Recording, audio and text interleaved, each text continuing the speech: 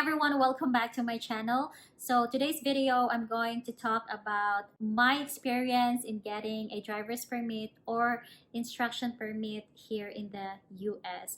So in my previous video, Filipina learns how to drive in the US. There are a lot of people asking questions like, did I get my driver's permit? How to get a driver's permit? Was the test easy? Questions like that.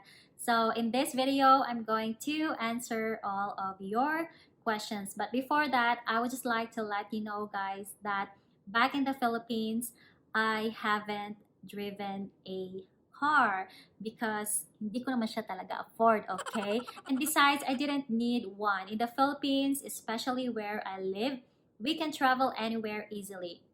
There are a lot of jeepneys, buses, tricycles, habal-habal, taxis everywhere and anytime we want. But here in the US, it's totally different. If you don't have a car here, it's not easy to go anywhere whenever you please. We do have a public transportation here, but if I take the public transportation, it would take me 30 minutes to an hour to reach my destination when it can only be a 10 to 15-minute drive. So when possible here in the United States, they prefer to drive their own cars because it's convenient. They can save a lot of time, they can go anywhere easily, and they don't have to deal with a crowd in public transportation, right? So back to the topic, back to the question. First question, did I get my driver's permit? Yes, I did. Next question, how to get a driver's permit. So for legal immigrants, you have to submit the following requirements at a driver license office or DMV office. I'm not sure for other states, but just to be sure, you should check your requirements online, okay? But here in Colorado, the following requirements are needed. So first, proof of lawful presence in the US. So I used my green card, proof of SSN or SSN card, two proofs of residency such as utility bills, phone bills, credit card statement, etc. And proof of identity. So I used my passport and passed the written and vision test. So next question, was the test easy? So for me, it wasn't easy because I don't have experience in driving a car. I have no idea about road rules and collision rules and stuff like that. So for me, it wasn't easy, but I did pass the exam. I took the exam one time only and I passed it. So here are my tips, guys, so that you can pass the permit test. Okay, first, study the driver's handbook. You can actually download the driver's handbook online. It is free of charge. And I see a lot of people, they have like booklet, but I'm not sure where to get that. So for me, I just downloaded it online. Read everything in the handbook because everything in there is important, but I would suggest that you focus on road rules section because there are a lot of questions that came out from that road rules section. Next is, when taking the exam, you should read the questions carefully. Don't be in a hurry because there's no time limit. So read the questions carefully and choose the best answer because sometimes the questions get confusing. Okay, next tip is, you can actually practice online tests. There are a lot of free online tests out there in YouTube and other websites, but when it gets to the point that you have to pay just to practice the test online, it's not worth it. So guys, what really worked for me was I read the handbook the night before I took the exam so that in the morning I can still remember everything. It's still fresh on my mind. And it did. It worked for me. I passed the exam, okay?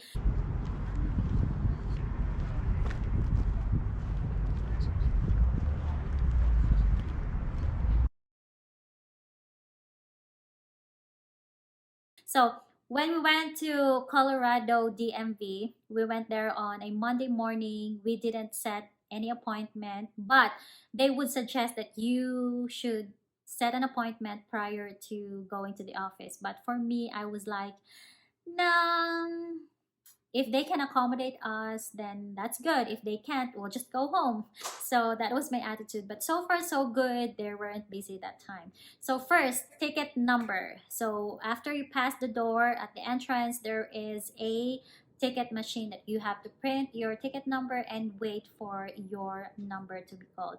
Next, document check. So a few moments after that, they called my number. The staff asked for the documents. So I gave her my social security card, my green card, and my passport. But I forgot to bring two proofs of residency.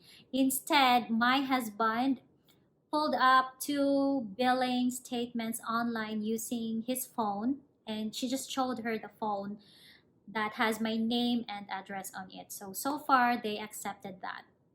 And after she processed the documents, she returned everything, and then she told me to proceed to computer number 1 to take the test.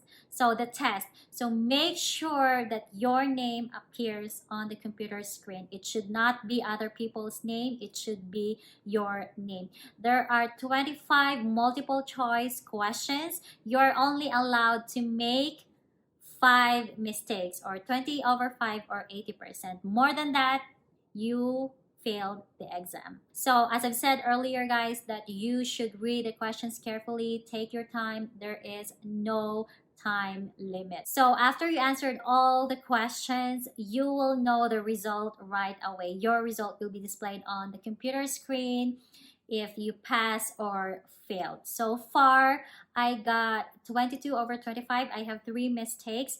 But if ever you failed the exam, you can actually take up to 3 times, but not on the same day. So if you take the exam today, you can take another one tomorrow, and you have to pay $16 every time you take the exam. But if you pass, you can proceed to the next process, the payment processing and vision test. So again, I gave her my green card, SSN card, passport, and 2 billing statements from our phone. We just showed it to her.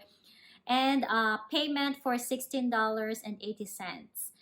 So she asked a bunch of questions, basic questions only, like what is your height, your weight, do you want to be an organ donor? She checked the color of my hair and the color of my eyes and other questions. And then vision test. So in front of her counter, there is like a small equipment, a vision screener that you have to stick your head in there, and she will tell you to read this row. So you will say out loud what letters or numbers you see in that row. So that's it. So I passed the vision test, and she said I can proceed to the next process, the fingerprint and picture taking. So they will take your fingerprint first, and then signature and picture taking. So right away after the picture taking, they will give you a piece of paper, and this should be your temporary instruction permit. So I just covered my information here. So this temporary instruction permit, this is good for a month. So with this, together with this, you have your receipt here. So this is the receipt. Processing fee $16.18. So it says here, above is your temporary Colorado identity document. This is your temporary instruction permit. Please peel off and retain it until your card arrives in the mail. You should receive your card within 30 days of issuance. If this does not occur, please contact us. So this is it, the receipt and your temporary instruction permit. So after 7 working days, my instruction permit card arrived in the mail. So this should be here. Ta-da! So this instruction permit card, this is good for 3 years. That's it. I hope you find this video helpful, and if you have questions, just comment down below. And for more of my experiences on K1 and green card and other immigration process, just check out our playlist, the K1 and Green Card playlist. Okay, so thanks for watching and see you on the next one.